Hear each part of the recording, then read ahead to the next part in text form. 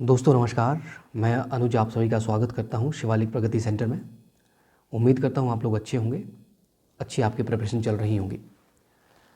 दोस्तों आज फिर मैं आपके साथ एक क्वेश्चन पेपर डिस्कस कर रहा हूं। जेबीटी 2025 में जेबीटी टैट का जो एग्ज़ाम हुआ है जुलाई के महीने में, उसको मैं आपके साथ डिस्कस करूँगा। इससे पहले भी मैंने आपके साथ कुछ वीडियोज़ डिस्कस की जिसमें मैंने जेबीटी टैट जो हुआ 2025 में दिसंबर के महीने में जो होता है उसको भी डिस्कस किया है, या जेबीटी कमीशन जो 2019 में हुआ है, जेबीटी कमीशन पर मैंने 8 वीडियोज़ बनाए हैं। पटवारी का जो एग्ज़ाम 2019 में हुआ उस पर भी मैंने 2 वीडियोज़ बनाए हैं। दोस्तों आप किसी भी कॉम्पिटिटिव एग्ज़ाम्स की प्रिपरेशन कर रहे हैं, आप इन वीडियोज़ को ज़रूर देखें। खासकर जैसे जो टैट के जो एग्ज़ाम होते हैं जेबीटी या टीजीटी का, इनके लिए तो आप ज़रूर देखें। जेबीटी कमीशन पे जो मैंने वीडियोज़ बनाए हैं, 8 वीडियोज़ बने हैं, उनमें लगभग 500-600 क्वेश्चन से ही ज़्यादा ही होंगे जो मैंने आपके साथ डिस्कस किए हैं। बिकॉज़ अब ये जो जेबीटी टैट का पेपर है इसमें टोटल 30 क्वेश्चन है, तो 30 क्वेश्चन 2 वीडियोज़ में ये कंप्लीट मैं डिस्कस कर लूँगा। लेकिन उसमें अगर आप देखेंगे तो उसमें तकरीबन 70 से 80 क्वेश्चन है, उस पर 500-600 क्वेश्चन मैंने बनाए होंगे, तो आपके लिए बहुत ज़्यादा बेनिफिशियल होंगे वो। तो चलिए आपका ज़्यादा समय न लेता हुआ आज इसकी शुरुआत करते हैं। आज देखिए पहला सवाल है, क्वेश्चन नंबर 121, भारत में कौन सा द्वीप प्रवाल उत्पत्ति है? Option A Andaman, option B Lakshadweep, option C Nicobar, option D इनमें से कोई नहीं। तो इस सवाल का जो सही जवाब वो ऑप्शन बी है दोस्तों। देखिए दोस्तों, जो प्रवाल है ये एक समुद्री जीव है, छोटा छोटा जो समुद्री जीव, इनको हम पॉलिप्स भी कहते हैं। ये लाखों की संख्या में कॉलोनीज़ में रहते हैं और जिस जगह में ये रहते हैं वहाँ पर कैल्शियम कार्बोनेट का निर्माण करते हैं, और जिस वजह से कैल्शियम कार्बोनेट के निर्माण से वहाँ पर एक बहुत रिजिड सा, बहुत कठोर सी सतह बन जाती है। और कई बार वो सतह कई बार वो सतह जो है ये बनती रहती है, लगातार ये बनती रहती है। इस वजह से वहाँ पे कभी कभी द्वीप बन जाते हैं और ये समुद्र से ऊपर निकल आते हैं। तो जैसे लक्षद्वीप है, ये प्रवाल उत्पत्ति है, यानी कि ये जो छोटे छोटे समुद्री जीवों से ही इसका निर्माण हुआ है, इस तरह से भी हम कह सकते हैं। आपको सवाल पूछा जा सकता है, जैसे एक और सवाल है, अभी आप जो एक आपने सवाल सुना होगा, आपको सवाल पूछा जाए ग्रेट बैरियर रीफ बताएं कहाँ पे है। तो ये ऑस्ट्रेलिया का जो पूर्वी वाला हिस्सा है, इसको हम कहते हैं ग्रेट बैरियर रीफ। तो ये ऑस्ट्रेलिया के पूर्वी हिस्से में है और ये दुनिया के सबसे बड़े प्रवाल उत्पत्ति के द्वीप हैं, है ना। मैं आपको ये कहना चाह रहा हूँ, आपको सवाल पूछा जा सकता है कि एक तो पूछा जाएगा ग्रेट बैरियर रीफ कहाँ पे है, या आपको पूछा जा सकता है कि दुनिया की सबसे बड़ा जो स्ट्रक्चर प्रवाल उत्पत्ति का है तो वो कौन सा है, तो ये ग्रेट बैरियर रीफ है। ज़रूरी है क्वेश्चन। देखो दोस्तों, आपको मैं बताऊं कि ये जो प्रवाल है, जो छोटे छोटे समुद्री जीव हैं, हालांकि ये समुद्री जीवन का बहुत छोटा सा हिस्सा बनाते हैं, 1% से भी कम ये बनाते हैं, लेकिन अपने आसपास ये जो पारिस्थितिक तंत्र बनाते हैं उस पर तकरीबन 25% समुद्री जीवन जो है निर्भर करता है। बहुत इंपॉर्टेंट है। इनको हम समुद्रों के वर्षावन भी कहते हैं। इस तरह से भी कभी कभी एग्जाम में सवाल बन जाते हैं। तो चलिए नेक्स्ट क्वेश्चन देखते हैं। नेक्स्ट क्वेश्चन है क्वेश्चन नंबर 122, निम्नलिखित में से कौन सी एक गोदावरी की सहायक नदी नहीं है? ऑप्शन ए मंजीरा, option B Doodh Ganga, option C Indravati, option D Wainganga. तो इस सवाल का जो सही जवाब वो ऑप्शन बी है दोस्तों।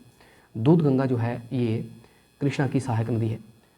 कृष्णा की सहायक नदियों में और कुछ नदियाँ हैं, जैसे कोयना हो गया, पंचगंगा हो गया, पंचगंगा, और आपको पूछा जा सकता है घाट प्रभा, मालप्रभा और तुंगभद्रा, इवन मूसी जो है, मूसी जिसके किनारे पर हैदराबाद शहर बसा हुआ है, ये भी ये भी कृष्णा की ही सहायक नदियाँ हैं। गोदावरी की सहायक नदियाँ मंजीरा हो गया, इंद्रावती हो गया, वैनगंगा हो गया, पैनगंगा हो गया, वर्धा हो गया, प्रवरा हो गया, मानेर हो गया, प्राणहिता, ये सारी की सारी गोदावरी की सहायक नदियाँ हैं। इवन आपको गंगा की सहायक नदियाँ पूछी जा सकती है, ब्रह्मपुत्र की पूछी जा सकती है, सिंधु की सहायक नदियाँ पूछी जा सकती है। सिंधु की सहायक नदियों में तो हिमाचल प्रदेश की जो 5 नदियाँ हैं उनमें यमुना को अगर छोड़ दें तो बाकी सारी की सारी सिंधु में जाकर के मिलती हैं। इवन गंगा की सहायक नदियाँ, बहुत सारी सहायक नदियाँ हैं गंगा की, जैसे गंगा की जो सहायक नदियों में अगर मैं आपको बताऊं, महानंदा हो गया, कोसी हो गया, गंडक हो गया, गोमती हो गया, है ना, ये घाघरा हो गया, यमुना गंगा की सबसे बड़ी सहायक नदी है, चंबल हो गया, सिंध हो गया, बेतवा, केन, है ना, ये सभी की सभी, सोन इवन गंगा की सहायक नदी है। तो जो सहायक नदी, जो अपवाह तंत्र है, ये टॉपिक है नदी तंत्र भारत का, इसमें से आपको सवाल बनते हैं। तो इन सवालों को डिस्कस करिए। इवन कभी कभी सवाल पूछ लेते हैं भारत की सबसे लंबी नदी, सिंपल से सवाल पूछ लेते हैं जीबीटी में। तो भारत की जो सबसे लंबी नदी है वो गंगा है, भारत की सबसे बड़ी नदी ब्रह्मपुत्र है। दक्षिण भारत की सबसे आपको पूछा जा सकता है लंबी नदी, तो दक्षिण भारत की जो सबसे लंबी नदी है वो आपकी गोदावरी दक्षिण भारत की सबसे लंबी नदी है। आपको सवाल पूछा जा सकता है कि दक्षिण भारत की गंगा बताइए किसको कहते हैं, तो कावेरी को दक्षिण भारत की गंगा कहते हैं। इस तरह के सवाल भी यूजुअली जेबीटी का जो टैट होता है उसमें पूछे जाते हैं। तो चलिए नेक्स्ट क्वेश्चन देखते हैं। नेक्स्ट क्वेश्चन है कि क्वेश्चन नंबर 123, इनमें से कौन सी साल्ट झील है? Option A Sambhar, option B Wular, option C Dal, option D Gobind Sagar. तो इस सवाल का जो सही जवाब है दोस्तों वो ऑप्शन ए है।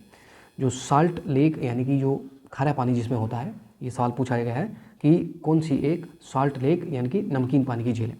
तो ये जो ऑप्शन है इनमें से सांभर जो है ये भारत में एक नमकीन पानी की झील है, खारे पानी की झील है। अगर आपको सवाल पूछा गया भारत में सर्वाधिक खारे पानी की झील अगर पूछा गया तो इसका आंसर भी सांभर ही होगा, और ये सांभर झील जो है वो राजस्थान में है, ध्यान रखना।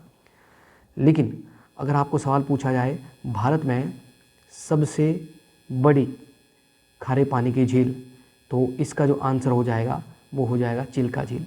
और ये जो चिल्का झील है ये भारत के राज्य उड़ीसा में है। उड़ीसा में इसको हम एक लगून लेक भी कहते हैं। आपको सवाल पूछा जाए भारत की सबसे बड़ी मीठे पानी की झील बताएं। भारत की सबसे बड़ी मीठे पानी की जो झील है वो वुल्लर झील है दोस्तों, वुल्लर, और ये जम्मू कश्मीर में है। आपको सवाल पूछा जाए कि हिमाचल प्रदेश की सबसे बड़ी झील बताएं, तो हिमाचल प्रदेश की सबसे बड़ी झील है गोविंद सागर। हालांकि ये मैनमेड है, मानव निर्मित है। हिमाचल प्रदेश की सबसे बड़ी प्राकृतिक झील जो है वो रेणुका है, जो कि हिमाचल प्रदेश के ज़िला सिरमौर में है। डल झील जो है ये श्रीनगर में है, जम्मू कश्मीर के श्रीनगर में डल झील है। अगर आपको सवाल पूछा जाए कि दुनिया की सबसे बड़ी खारे पानी की झील बताएं, तो दुनिया की सबसे बड़ी खारे पानी की झील है कैस्पियन सागर। दुनिया की सबसे बड़ी मीठे पानी की झील बताएं, तो आपको पूछा जाए तो इसका आंसर होगा सुपीरियर लेक।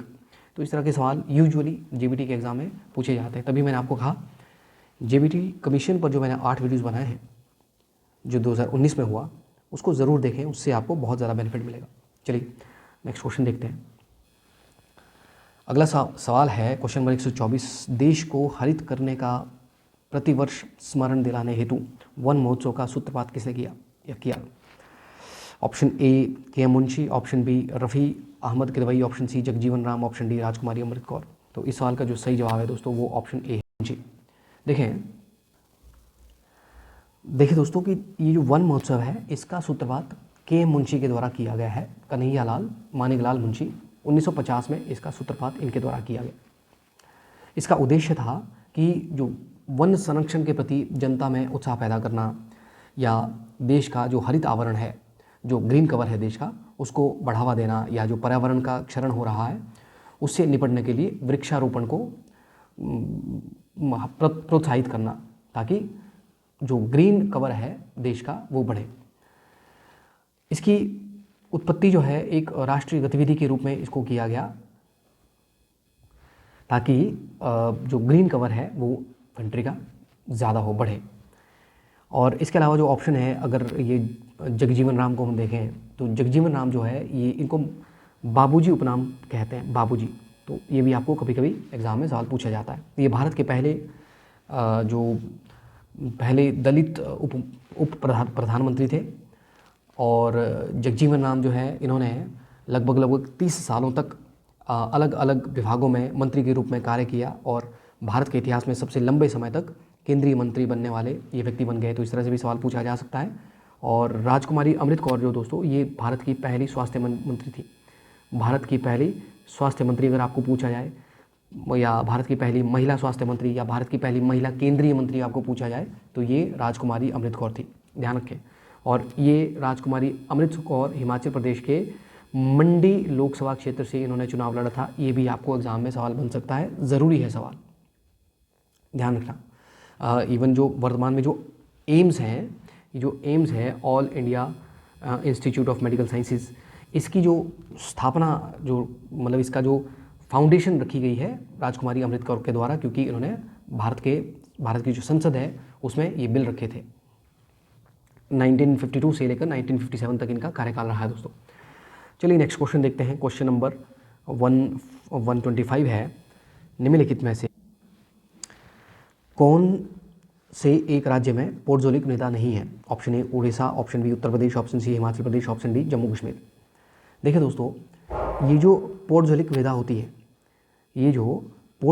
होती है, ये ऐसी मतलब एक अम्लीय बंजर मिट्टी है जो कि ठंडी और जो नम जलवायु होती है, और ख़ासकर जो जहाँ पे शंकुधारी पेड़ होते हैं वहाँ पे उसके नीचे ये बनती है।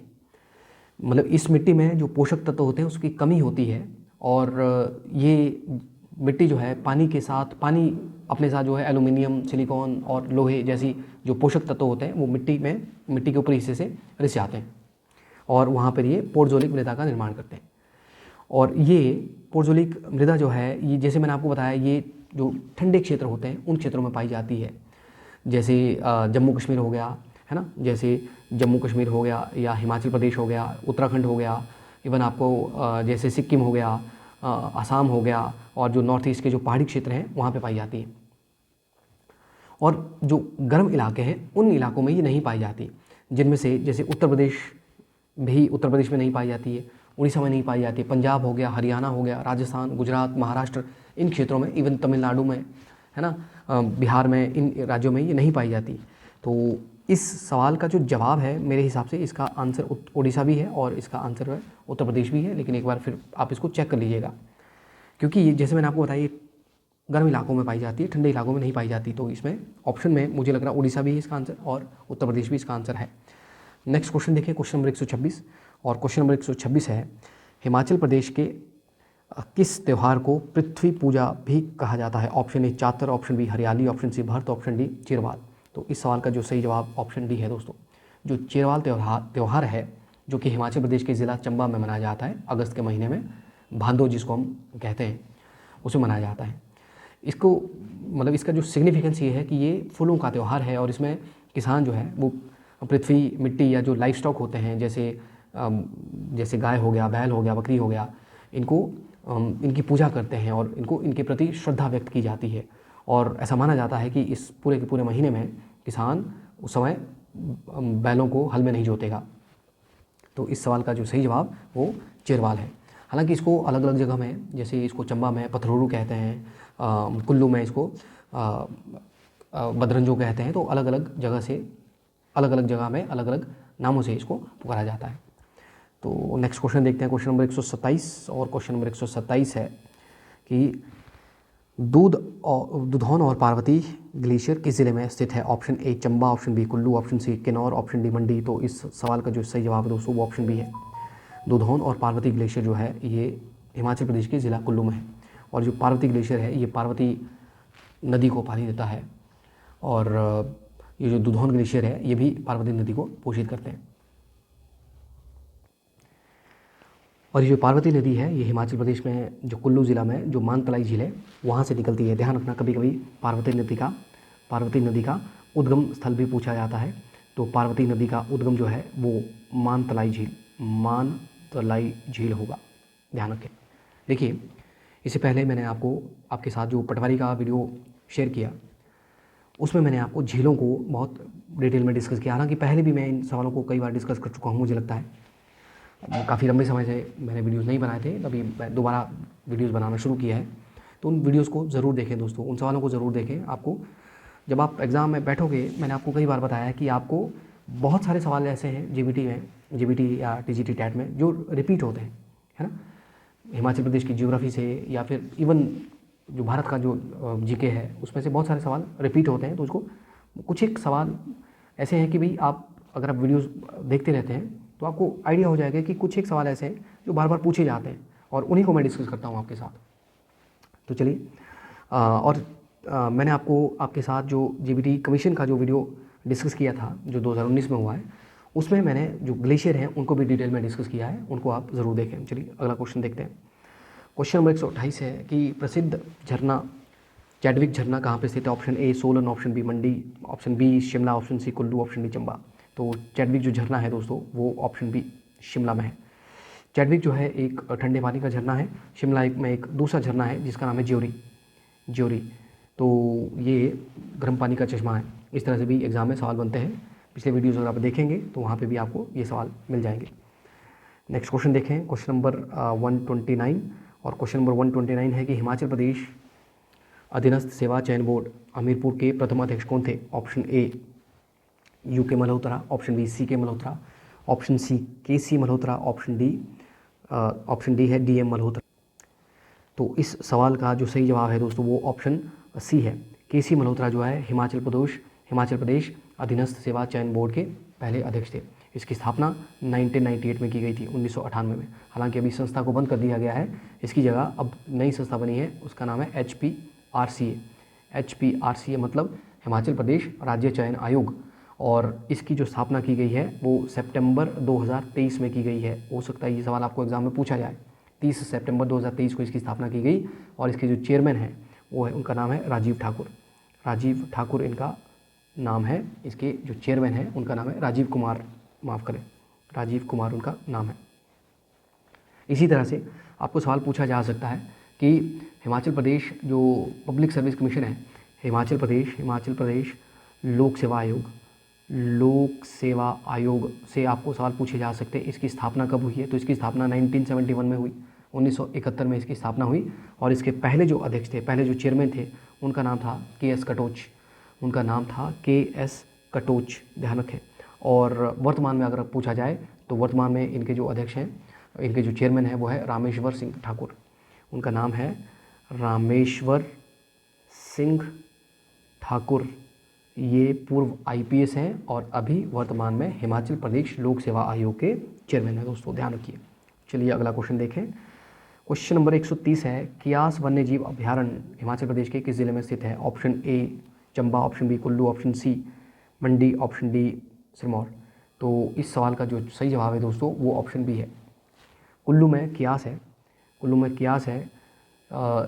कन्वर है, खोखन, कन्वर, क्यास, ये जो वन्यजीव अभ्यारण्य है ये कुल्लू में है। चंबा में आपका कुगती हो गया, टुंडा हो गया, काला टोप और इवन आपका गांगुल हो गया, गांगुल सियावही इसका पूरा नाम है। तो ये आपके चंबा में है। सोलन में आपका सोलन में अगर पूछा जाए तो सोलन में मजाठल हो जाएगा और चायल हो जाएगा। शिमला में दरंघटी है, तालरा है ना। और मंडी में जो वाइल्ड लाइफ सेंचुरीज़ हैं वो आपका शिकारी देवी है ना, शिकारी देवी, नारगू और बांदली, ये 3 वाइल्ड लाइफ सेंचुरीज़ मंडी में है। हिमाचल प्रदेश की सबसे बड़ी वाइल्ड लाइफ सेंचुरी अगर आपको पूछा जाए, सबसे बड़ा वन्यजीव अभ्यारण्य, तो वो आपका किब्बर है। इस तरह से भी एग्जाम में सवाल बन जाते हैं। किब्बर लाहौल स्पीति में। क्वेश्चन नंबर 131 को देखें तो क्वेश्चन नंबर 131 है दोस्तों, हिमाचल प्रदेश की समुद्र तल से ऊंचाई कितनी है? ऑप्शन ए 350 से 700 मीटर, ऑप्शन बी 300 मीटर से 300 मीटर से 8000 मीटर, ऊपर 7000 मीटर, ध्यान रखें 8000 मीटर। ऑप्शन सी है 350 मीटर से 6000 मीटर, ऑप्शन डी है 350 मीटर से 9000 मीटर। तो इस सवाल का जो सही जवाब है, हिमाचल प्रदेश की समुद्र तल से जो ऊंचाई है वो 350 से 7000 मीटर है दोस्तों। डायरेक्ट क्वेश्चन है हिमाचल प्रदेश का, हिमाचल प्रदेश जियोग्राफी से, सिंपल सा क्वेश्चन है दोस्तों। क्वेश्चन नंबर 132 है कालका शिमला रेलवे लाइन किस वर्ष बना था? देखिए अभी मैंने आपको एक वीडियो इससे पहले मैंने अपलोड किया है, उसी में ये सवाल पूछा गया है। चलिए फिर डिस्कस करते हैं। कालका शिमला रेलवे लाइन का निर्माण किया गया 1903 में। 1898 से लेकर के 1903 तक इसका निर्माण किया गया। कालका शिमला रेलवे लाइन, मैंने आपको बताया कि इसमें टोटल जो सुरंगें हैं कालका शिमला रेलवे लाइन में वो 103 है और वर्तमान में भी एक्टिव जो सुरंगें हैं वो 102 हैं। एक सुरंग इसमें बंद हो गई है। ये भी आपको एग्जाम में कई बार पूछा जाता है। और ये कालका शिमला रेलवे लाइन है दोस्तों, इसका निर्माण वो इसीलिए किया गया क्योंकि जैसे कि 1864 में 1864 में शिमला को हिमाचल प्रदेश, माफ़ करना, शिमला को भारत सरकार जो उस समय की थी, ब्रिटिश सरकार, 1864 में शिमला को भारत की ग्रीष्मकालीन राजधानी बनाया लॉर्ड लॉरेंस के द्वारा शिमला को 1864 में 1864 में भारत की ग्रीष्मकालीन राजधानी बनाया गया। तो उस वजह से यहाँ पर रेलवे का निर्माण किया गया ताकि राजधानी को भारत के बाकी शहरों से जोड़ा जाए। और इसको कालका शिमला रेलवे लाइन को 2008 में यूनेस्को ने अपने विश्व धरोहर की जो सूची होती है उसमें शामिल किया है। इस हिसाब से सवाल बहुत ज़्यादा ज़रूरी है। नेक्स्ट क्वेश्चन देखें। क्वेश्चन नंबर 133 है कि हिमाचल प्रदेश का कौन सा ज़िला नमक की खानों के लिए प्रसिद्ध है? Option A Kullu, option B Mandi, option C Bilaspur, option D Kangra. देखिए किसी बच्चे का ये क्वेश्चन पेपर है और इन्होंने कुल्लू किया हुआ। देखिए इस तरह के सवाल आपको एग्ज़ाम में बहुत आसान से सवाल होते हैं। थोड़ा सा अगर आप प्रिपरेशन करते हो तो आपका आसानी से, मतलब जो जीके का जो पोर्शन है उसमें से 30 क्वेश्चन आते हैं। कभी कभी करंट अफेयर के क्वेश्चन आ जाते हैं इसमें। उन सवालों को अगर निकाल दें तो मैं ये कहता हूँ कि अगर आप जीके का थोड़ा बहुत अच्छे से प्रिपरेशन करते हो तो आप 24-25 क्वेश्चन आसानी से आप यहाँ पे ठीक कर सकोगे। अगर आपकी अच्छी खासी प्रिपरेशन है तो 30 के 30 क्वेश्चन भी आपके ठीक हो सकते हैं। तो इस सवाल का जो सही जवाब है वो मंडी है। मंडी में जो द्रंग है और जो गुम्मा है, यहाँ पर नमक की खाने हैं और बहुत पुराने समय से यहाँ पे नमक यहाँ से निकाला जा रहा है। और यहाँ का जो नमक है ये औषधीय गुणों वाला नमक, ऐसा माना जाता है कि मतलब जो सेंधा नमक निकलता है तो इसमें बहुत सारे औषधीय गुण होते हैं। इवन इतिहास में अगर पुराने समय में देखेंगे तो जो राजा है आपस में, जो रियासतें हैं, वो नमक के लिए युद्ध भी हुए हैं मंडी के इतिहास में। तो चलिए नेक्स्ट क्वेश्चन है क्वेश्चन नंबर 134। और क्वेश्चन नंबर 134 है हिमाचल प्रदेश के किस ज़िले में सर्वाधिक औद्योगिक इकाइयाँ हैं? Option A Shimla, option B Una, option C Kangra, option D Solan. तो इस सवाल का जो सही जवाब है वो ऑप्शन डी है दोस्तों, सोलन। सोलन में सबसे ज़्यादा औद्योगिक इकाइयाँ हैं, यानी कि सोलन में सबसे ज़्यादा इंडस्ट्रियल यूनिट्स हैं। देखिए सोलन में एक तो आपका बद्दी है, बरोटीवाला है और नालागढ़ है। ये औद्योगिक इकाइयाँ जो है वो सोलन में है। और इसके अलावा देखें तो जो सिरमौर में पौंटा साहिब हो गया, पौंटा साहिब। और ऊना में जो औद्योगिक इकाइयाँ हैं दोस्तों, एक महतपुर हो गया ऊना में। और ऊना में एक और औद्योगिक इकाई है गगरेट, ठीक है। तो ये जो मैंने यहाँ पे औद्योगिक इकाइयाँ लिखी हैं गगरेट, इन 3 ज़िलों में लगभग 90% जो इंडस्ट्रियल यूनिट्स हैं हिमाचल प्रदेश में वो इन्हीं डिस्ट्रिक्ट्स में है। नेक्स्ट क्वेश्चन देखें, क्वेश्चन नंबर 135। और क्वेश्चन नंबर 135 है दोस्तों कि हिमालय के माउंट एवरेस्ट पर चढ़ने वाली पहली भारतीय महिला कौन सी? देखिए मैंने आपको पहले भी कहा बहुत आसान से सवालों को पूछा जाता है। चलिए इसमें ऑप्शन है कल्पना चावला, रजिया सुल्तान, बिजेंद्री पाल, ऑप्शन डी है सुचिता कृपलानी। तो इस सवाल में एक ही महिला है जो पर्वतारोही है। तो इस सवाल का जो सही जवाब है वो बिजेंद्री पाल है। बिजेंद्री पाल ने 1984 में बिजेंद्री पाल ने माउंट एवरेस्ट को फतेह किया और भारत की पहली महिला बनी जिसने कि माउंट एवरेस्ट को फतेह किया। और दुनिया की 5th नंबर की महिला बनी थी, 5वीं महिला बनी थी। सबसे पहली महिला जिसने माउंट एवरेस्ट पर चढ़ाई की उनका नाम है दोस्तों जुंको तेबई। उनका नाम है जुंको तेबई। ये भी आपको कभी कभी एग्जाम में पूछा जाता है। और कभी कभी ये पूछा जाता है कि ये जो जुंको तेबई है तो ये कहाँ की है, कौन से देश की है? तो ये जापान की है। दुनिया की पहली महिला माउंट एवरेस्ट पर जाने वाली पर्वतारोही है। और संतोष यादव जो है भारत की 2 बार सबसे पहले भारत में जिस महिला ने माउंट एवरेस्ट को जीता है, माउंट एवरेस्ट को फतेह किया, उनका नाम है संतोष यादव। इवन दोस्तों अरुणिमा